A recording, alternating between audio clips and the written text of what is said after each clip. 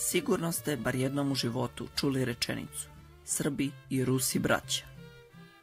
U današnjem klipu daću vam odgovor da li je to zaista tako ili su u pitanju jedino interesi. Na jednu stranu stavit ćemo situacije gdje su nam Rusi pomogli, odnosno na drugu stranu situacije kada su nas izdali, pa ćemo jasno vidjeti kako stoje stvari. Krenut ćemo hronološki. Za prve dodire sa Rusima uzet ću period oko prvog srpskog ustanka. 1806. godine srpski izaslanik u Carigradu Petar Ičko je uspeo da izdejstvuje mir sa Turskom, gdje bi Srbi imali samoupravu u Beogradskom pašaluku, dok bi se Turci nalazili samo u većim tvrđavama. Tada Rusi ulaze u rat sa Turcima, pa ustaničke vođe odlučuju da sklope savez sa Rusijom i da se rat sa Osmanlijama nastavi. Godine 1812. Rusi, videvši da se ne mogu boriti protiv Napoleona i Turske u isto vreme, potpisuju Bukureški mir sa Turcima, ne pomenuvši Srbe ni u jednoj tački.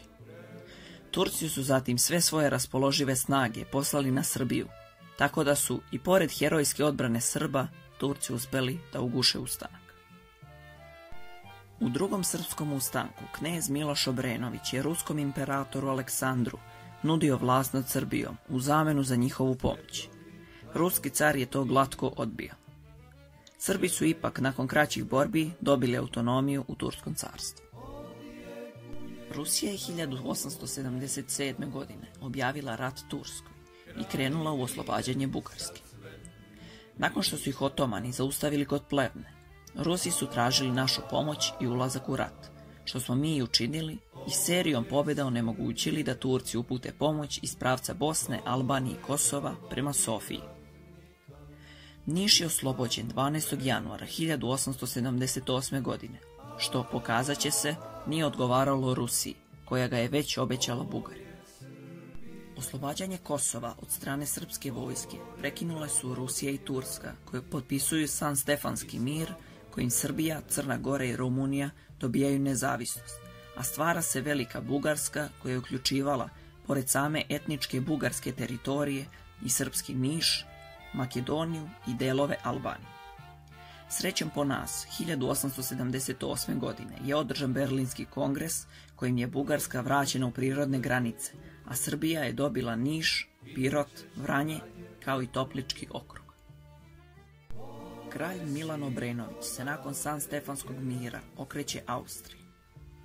Rusiji to nikako nije odgovaralo, tako da je buntovnike koji su se sklonili u Bugarsku nakon gušenja Timočke bune počela finansirati za ponovni upad u Srbiju.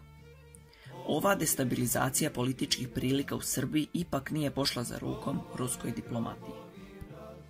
Nakon srpsko-bugarskog rata, Rusi su u potpunosti stali na stranu Bugara, ali je Austrija, uz nju i Britanija i Nemačka, stala na stranu Srbije.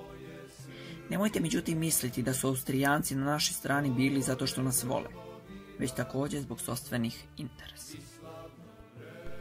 Jedini svetli primer bezuslovne pomoći Sankt Peterburga srpskom narodu jeste kada je ruski car zapretio da će izaći iz Prvog svjetskog rata ukoliko se ne pošalju brodovi da se zbrinu srpski vojnici koji su se povukli preko Albanije. Tokom Drugog svjetskog rata Sovjeti jesu oslobodili Srbiju, ali su od nje hteli da naprave satelit Sovjetskog saveza, kao i sve ostale države Istočne Evrope.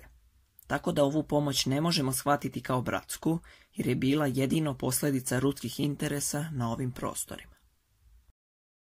Tokom bombardovanja Jugoslavije 1999. godine Rusija je pokušavala da natera Miloševića na predaju. Kasnije je u potpunosti stala na stranu Zapada. Ruski izaslanik je Miloševiću garantovao da će Kosovo ostati u sastavu SRJ ukoliko Jugoslavija kapitulira, što se ispostavilo da je laž, jer on to nije mogao da garantuje. Nakon izbrojenih bodova, rezultat je 7:1 u korist izdaje Rusije. Tako da kada budete sljedeći put od nekoga čuli da su Rusija i Srbija bratske zemlje, setite se ovog videa.